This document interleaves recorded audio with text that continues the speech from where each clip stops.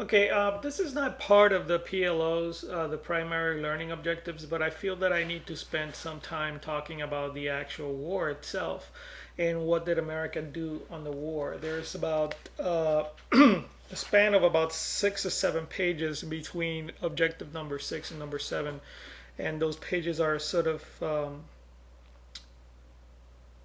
lost in terms of where they fit in the chapter. It starts on page 707 with fighting in France. This is the Americans. You have to remember that the Americans came into play in the war just after Russia had actually signed a peace treaty with Germany, and having Russia pulled its troops from the Eastern Front, that actually freed up German troops to be sent directly into the Western Front and to France. At one point, the Germans were within perhaps maybe 40 miles from Paris, the capital of France, and that's exactly where the Americans came in. Luckily for France, excuse me. Basically, it says in the book that in late May 1918, just as the Germans were prepared to actually and establish a siege on Paris, the Americans come in and they actually see action at a place called Chateau Thierry, right into the teeth of the German advance.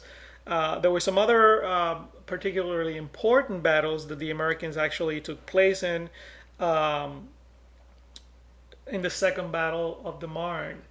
They had already been a battle for the Marne in France before the Americans got there. During the second one, however, was important because the Americans were able to stop a major offensive by the Germans. The Germans go into the retreat, and it says here on page 708, this engagement marked the beginning of a German withdrawal that was never effectively reversed. So um, after the Second Battle of the Marne, the Germans go into the retreat, um, and they're pushed back. Of course, the guy who is in charge of the Americans, a guy named John J. Pershing. Remember him from last chapter? He was the one that went to Mexico to get Pancho Villa. He is actually still not very satisfied with what they did. Eventually, Pershing army, it takes it says, overtook the battle at a place called Mons Argonne, and I have something more to tell you about that. Um, and the objective was actually to cut the railroad system, so that the Germans could not be resupplied. Once you cut the resupply from an army, that army actually has to stop fighting. So basically, if they don't have supplies, if they don't have food, if they don't have munitions, basically they're cut off. And that's exactly what Pershing aimed to do at the Meuse Argonne on page 710 at the very top of the page. It said one objective was to cut the German railroad lines feeding the Western Front. This battle, the most gargantuan thus far in American history, lasted 47 days and engaged 1.2 American troops. Um, with especially heavy fighting in the rugged Argonne forest, and I have a story to tell you about that.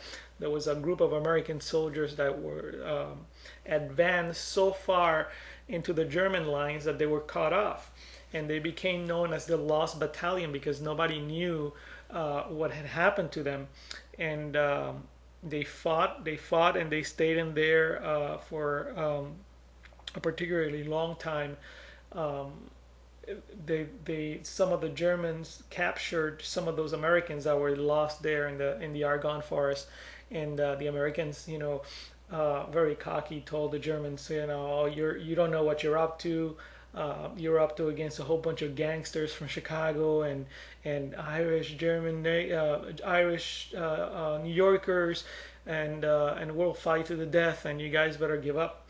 And the Germans were very nervous and scared, and what they didn't know basically was that it wasn't really that many Americans. It was just a handful of Americans holding on, And basically, when the battle was over and the lost battalion was rescued, they found the insignia of about 3 German divisions around them.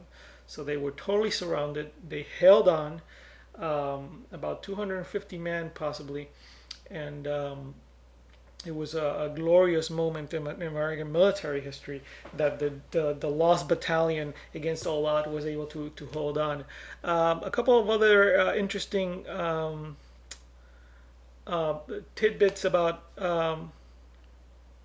the war itself and the actual effort.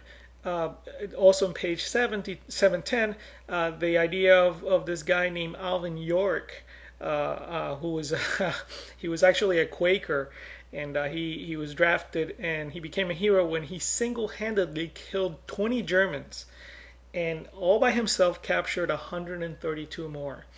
Other things that happened that were very glorious. The Marine Corps had a battle at a place called Bella Woods, and they were, the Marines were just pushing forward, and the Germans couldn't believe that, there's all this machine gun fire, and the Marines are pushing forward, and screaming and yelling, and the Germans actually saw the Marines coming, and these guys are crazy, and started running back, screaming out of the top of their lungs in German, Teufel Hunde, and that means devil dogs. These are the dogs of the devil. These Marines crazy, just with the bayonets fixed and charging the trenches. And that's where you know that the Marine Corps, to this day, that's one of the nicknames that the Marine Corps earned in Bella Woods. Basically, once the Germans were caught off, from their resupply lines, it was pretty much over. You got on page 710 again the cartoon of the German repentance, where the Germans are packing their bags and going home when the actual armistice was announced, the ceasefire. Germans literally just threw down their weapons and just walked home. They were very discouraged at the very end. And again, what was going to happen now, on page also 710, is this idea of how are we going to disarm Germany? What are we going to put in place in terms of diplomacy and policy in order to actually get the Germans to respond and to not create havoc again? That's going to be part of objective number 7. And I'm going to be talking about that next. This was basically an interlude to cover these pages where the Americans distinguished themselves in battle in Europe for the first time. They didn't suffer as many casualties as the other countries did. However, they did actually were the defining factor at the very end of the war, even though they supposedly didn't participate in the major battles. The ones that they did participate in, they actually really showed what they were made of. So again, I'm going to pick up on PLO number 7 on page 710, 14 points to disarm Germany, and how Wilson is going to have to moderate. Again, he fails to do so, but moderate his views in terms of what he wants to accomplish politically and diplomatically in Europe. Again, he's going to be against any opposition from Congress, and this is bad news for him because then Congress just stepped, on his bill and didn't allow his policies to go forward. So again, I'll come back to you in about 2 minutes. Bye.